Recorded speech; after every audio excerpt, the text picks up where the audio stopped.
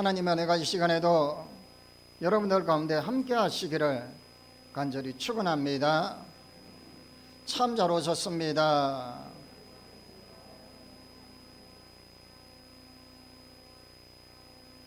오늘은 사순절 첫 번째 주일입니다. 지난 수요일, 그러니까 참회의 수요일, 제2의 수요일로 시작해서 부활절까지 주일을 빼고 40일을, 그래서 이날을 주님 예수 그리스도께서 고난당하시고 죽으심을 우리가 말씀을 읽고 묵상하고 우리가 회개하고 또한 그 은혜를 생각하면서 경건하게 보내는 기간입니다. 이 기간 동안에는 나를 위하는 시간보다 주님의 고난에, 주님의 그 순환당하시고 주님께서 흘려주신 그 고귀한 사랑을 더 묵상하는 시간으로 활용해야 할 줄 믿습니다. 사실은 그런데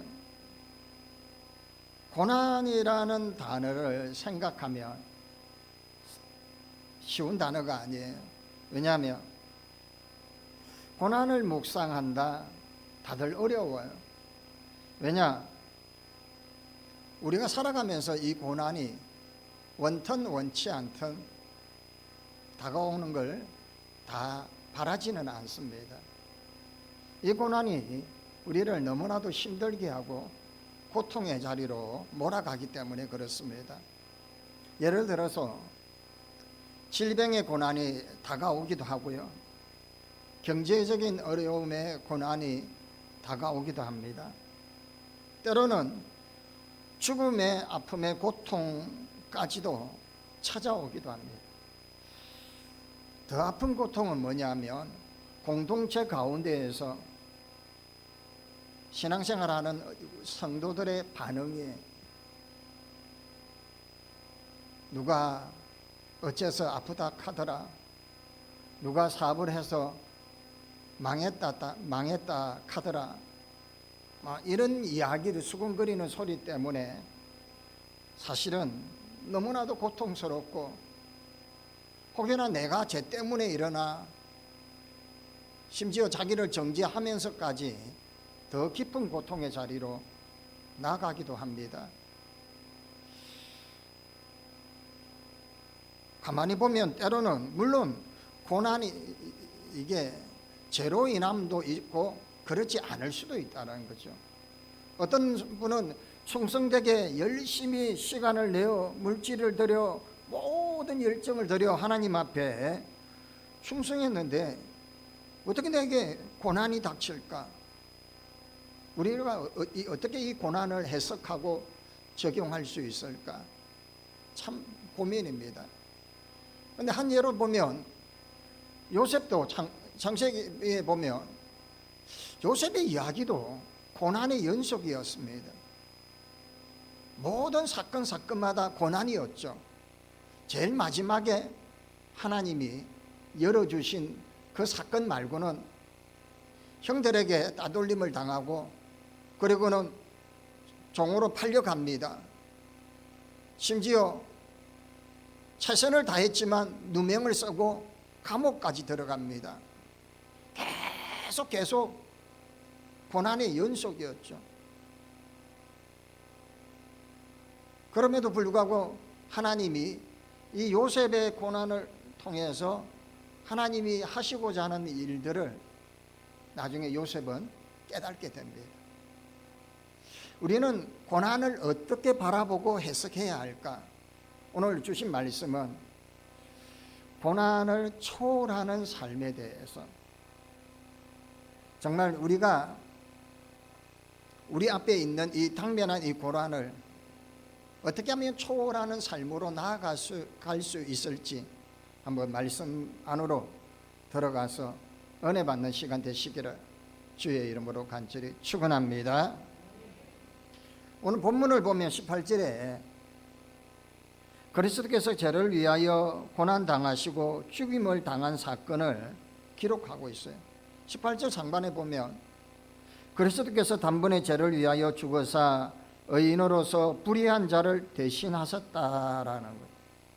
예수님이 고난 당하시고 죄 없는 자 없으신 당신이 불의한 자를 위해서 죽으셨는데 왜 그랬느냐라는 거예요.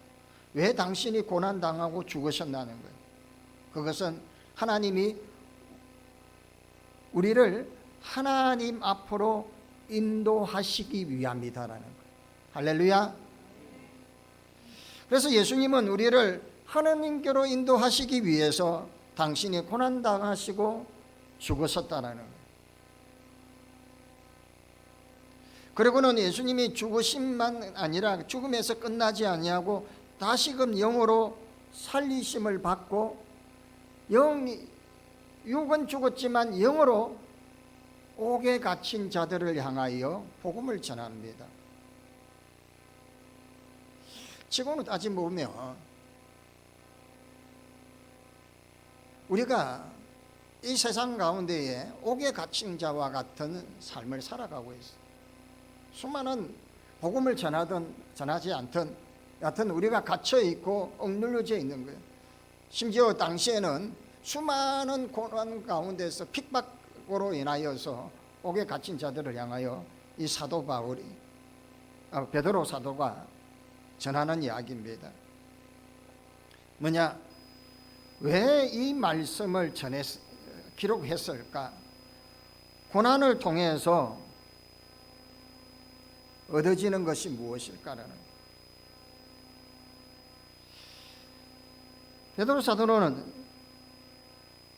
선어로 이 고난을 선어로 악을 이기는 삶이 되어지기를 바라면서 선어로 악을 이기라고 앞서 이제 13절에서 17절에 소망 중에 참으며 선을 행하라고 권면을 합니다. 핍박하는 자들을 두려워하지 말라는 거예요. 따지고 보면 우리가 살아가는 이 내 주변에 많은 사람들이 우리를 핍박하고 우리를 억압하지만 그 세력들 두려워하지 말라는. 심지어 우리가 갇혀 있는 이 우겨쌈을 당하는 이 상황들 두려워하지 말라. 16절 17절에 보면 선한 양심을 가지고 이는 그리스도 안에 있는 너희의 선행을 욕하는 자들로 그 비방하는 일에 부끄러움을 당하게 하려 함이라. 선을 행함으로 고난받는 것이 하나님의 뜻인데 악을 행함으로 고난받는 것보다 낫다라고 하는. 사랑하는 여러분, 차라리 선을 행함으로 고난당하시는 것이 나음이다 말씀하고 있습니다. 세상 가운데 우리는 핍박받는 것이지만 두려워하지 말라는 거예요. 선한 양심을 가지고 선을 행하면 이것이 하나님께 영광이 되는 것이다. 여러분, 이 핍박이 오히려 우리가 복음을 전하는 기회로 삼으라는. 많은 핍박들이 있죠. 명절에도 참 말하지 못할 핍박들이 있었을 것이에요. 안 믿는 가족들, 믿는 가족이라도 서로 다른 생각들로 인해 가지고. 그런데 15절에 보면 너희 마음에 그리스도를 주로 삼아 거룩하게 하고 너희 속에 있는 소망에 관한 이유를 묻는 자들에게 대답할 것은 항상 준비하되 온유와 두려움으로 하고. 죽음 앞에서, 이 고난 앞에서, 핍박 앞에서 두려워하지 말고 초연한 마음으로 복음을 전할 것을 생각하라는. 왜냐? 무엇이 이것을 우리를 이기게 하고 무엇이 우리를 이렇게 가능하게 할까? 그것은 바로 예수 그리스도의 십자가요. 할렐루야. 예수 그리스도의 부활의 소망 때문에. 이게 없으면 기다릴 필요가 없습니다. 참을 이유도 없습니다. 그런데 장차에 우리에게 부활이 있기 때문에, 저 아름다운 하나님의 나라가 있기 때문에 기다리고 인내하고 참는 거예요.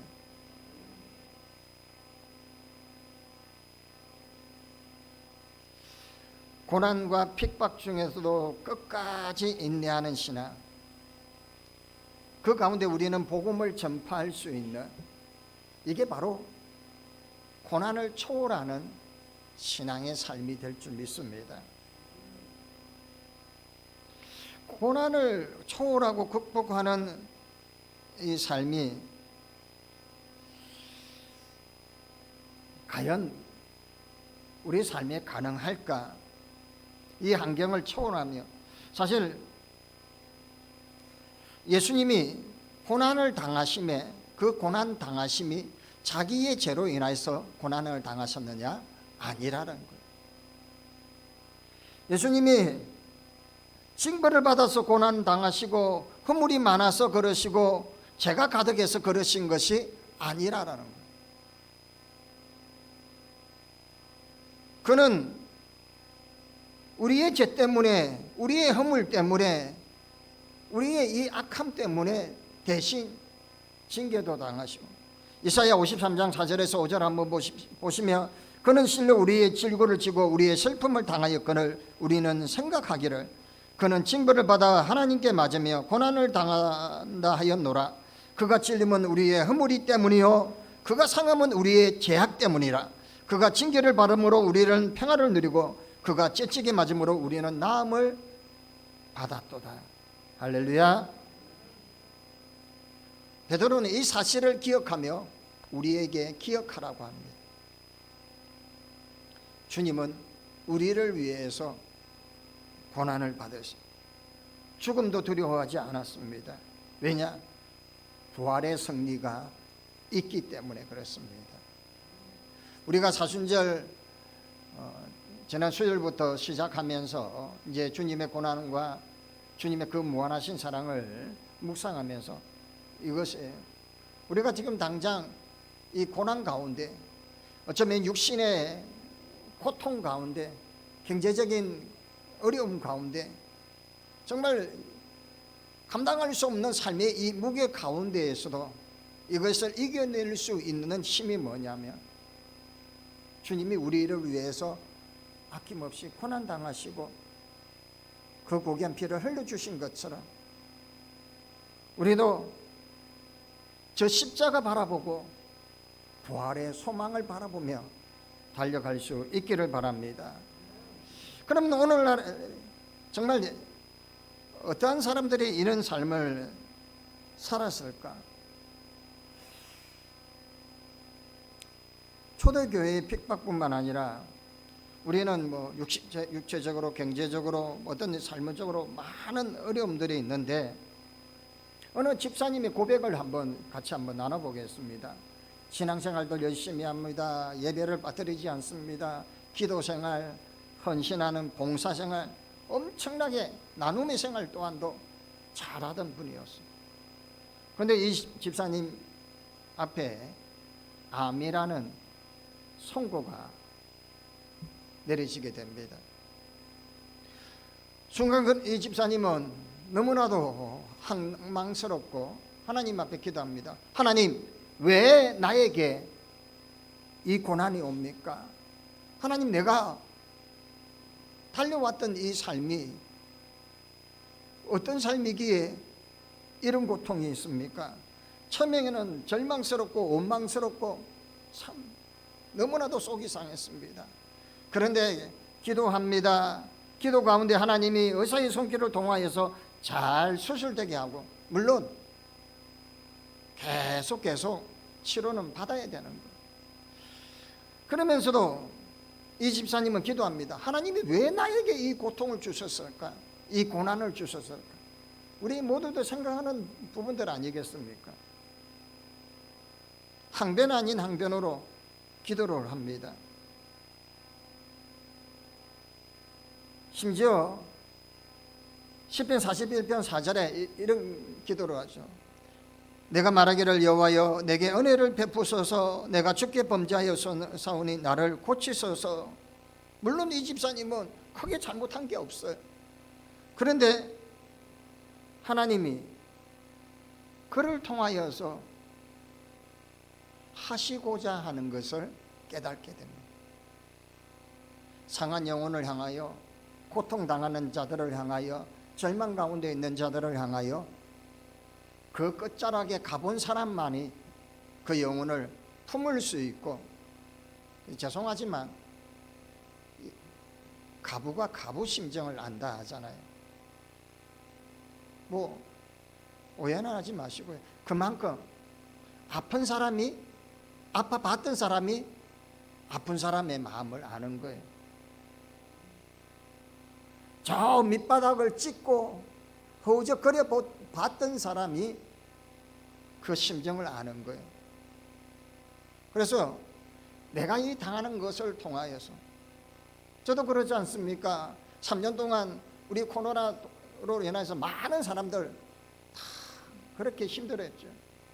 저도 아파 보니까 아픈 사람의 심정이 얼마나 고통스러운지, 그 누웠던 자리에서 일어나는 것이 얼마나 힘이 들고, 숨을 한번 내쉬는 것이 얼마나 은혜이고, 내 눈으로 보고 내 귀로 듣고 내가 숟가락 들어서 음식을 먹는 게 얼마나 은혜인지를 그 고난의 끝자리에서 알게 되더라는 거예요. 사랑하는 여러분, 우리가 예수님이 당하신 이 고난, 이 사순절을 이제 첫 번째 주일을 지나면서 하루의 삶에 나의 삶을 바라보면서 내가 지금 당하고 있는 상황들, 이 어려움들, 사람과의 관계에서 많은 사람들이 나에게 수근거리는 그 말소리 때문에, 아니면 이런저런 상황으로 인하여서 정말 저 밑바닥에 있는 듯한 그 심정으로 있는 저와 여러분들에게 오늘 베드로 사도를 통해서 선한 양심을 가지고 이겨내라는 거예요. 왜? 십자가를 바라보고 부활의 소망을 바라보고 달려가며 나에게 주신 이 사명, 주님이 친히 나를 위하여 고난 당하시고 우리에게 영원한 생명 주셨던 것은, 우리도 이 살아가는 생의 삶에 내 주변에, 여러분, 내 이웃에 알게 모르게 엄청난 고난 가운데 저 절망의 끝자락에서 허우적거린 영혼들이 너무나도 많다는 거예요. 그들에게 손 내밀어 줄 수 있어야 돼요. 예수님이 가늠한 여인을 향하여 네가 왜 그런 짓을 했느냐가 아니라, 예수님은 그 여인을 향하여 다가가 주셨어요. 사랑으로 다가가 주셨어요. 우리도 동일해야 합니다. 우리가 누구를 정죄하고 누구를 판단하는 사람이 아니라, 나도 동일하게 고난 가운데 있을 수밖에 없는 상황이기에 이제는 이 고난을, 예수님이 고난 당하심으로 우리에게 주셨던 이 십자가와 부활의 소망을 나와 함께하는 모든 이들에게 십자가가 있음을, 부활의 소망이 있음을 전할 수 있기를 바랍니다. 그들의 절망의 끝자락에 서서 탄식할 때에 예수 그리스도의 보혈의 능력이 그들 가운데 있어야 함을 선포할 수 있기를 바랍니다. 십자가의 보혈이 그들의 마음을 붙잡고 십자가의 보혈의 능력이 그들을 치유할 수 있음을 전할 수 있어야 합니다. 우리는 이 고난, 이 사순절 기간에 함께 주님의 고난을 묵상하시며 경건하게 정말 나에게 이 고난을 통하여 주님이 원하시는 것이 뭘, 선한 양심을 품고 문 영혼들을 향하여, 지금도 고통과 절망 가운데 신음하는 영혼들을 향하여 그들에게 십자가 부활의 소망을 선포하고 그 은혜의 손길을 내밀 수 있는 그 복음의 능력의 손길이 저와 여러분이 되어지기를 바랍니다. 이제는 우리가 이 사순절 기간 동안에 생각하는 것, 바라보는 것 내 중심이 아니기를 바랍니다. 예수님 중심으로 생각하시고 예수님 중심으로 고민하시고, 할렐루야, 예수님께서 나에게 주신 것처럼 내가 누군가에게 무엇을 해야 할까에 고민을 해야 합니다. 하나님이 나를 이 땅에 불러주시고 나에게 생명 주시고 사명 주시고 직분 주심을 믿습니다. 그러면 이 사명을 어떻게 해야 하느냐? 나에게 주신 영혼들이 눈에 보이십니까? 지금도 탄식하며 절망 가운데서 울부짖는 영혼들이 보이십니까? 그 영혼을 향하여 나를 통하여 사용하시는 하나님의 손길. 요셉이 완전히 멸절될 수밖에 없는 이스라엘 백성들을 살리기 위해 하나님이 요셉 당신을 쓰셨던 그 하나님의 손길을 깨닫게 됩니다. 그래서 합력하여 선을 이루신 하나님을 고백하죠. 당장 자기는 고난을 당하고 고통의 잔을 마셨지만 자기를 통하여 자기의 민족을 살리시고 아브라함에게 약속하시고 이삭에게 약속하시고 야곱에게 약속하였던 그 약속을 이루어 가시는 하나님의 놀라우신 섭리를 깨닫게 되었던 것. 여러분들이 예수님을 만나고 예수님을 영접하고 그리고 직분받고 사명자의 길로 각자가 달려가고 있습니다. 그러면 그 다음이 무엇이어야 하느냐라는 것, 우리가 가야 할 길이 무엇이며 우리가 행해야 할 길이 무엇이냐라는 것. 때로는 그 길을 가지 못할 때 하나님은 고난을 허락하십니다. 때로는 내가 주저앉을 때 고난의 자리에 내무르십니다. 그러므로 인하여 내가 그 고난을 통하여 다시금 그 사명길로 나아가는 거죠. 요나가 물고기 뱃속에 그 고난을 통하여 다시금 타시스로, 아니 니느웨로 가. 니느웨에 가서 복음을 선포하였던 것처럼 우리의 이 가슴을 통하여, 우리의 이 심장을 통하여 예수 그리스도의 십자가, 예수 그리스도의 부활을 선포하는, 그래서 이 고난을 초월하는 삶으로 나아가는 그 삶의 주인공이 저와 여러분 되기를 주의 이름으로 간절히 축원합니다. 하나님 아버지 감사합니다. 우리에게 당면한 이 고난을 선한 양심으로 이겨내게 하여 주시고, 주님께서 친히 고난 당하시고 우리에게 부활의 소망을 주신 것처럼 우리 또한 이 모든 고난을 이겨내며 십자가를 바라보며 이겨낼 수 있기를 원합니다. 저 부활의 소망을 향하여 달려가며 내 이웃을 향하여, 나와 함께하는 이들을 향하여 복음의 능력을 선포하게 하여 주옵소서. 그 생명들이 주께로 돌아오는 역사가 있게 하여 주옵소서. 예수님의 이름으로 기도합나이다. 아멘.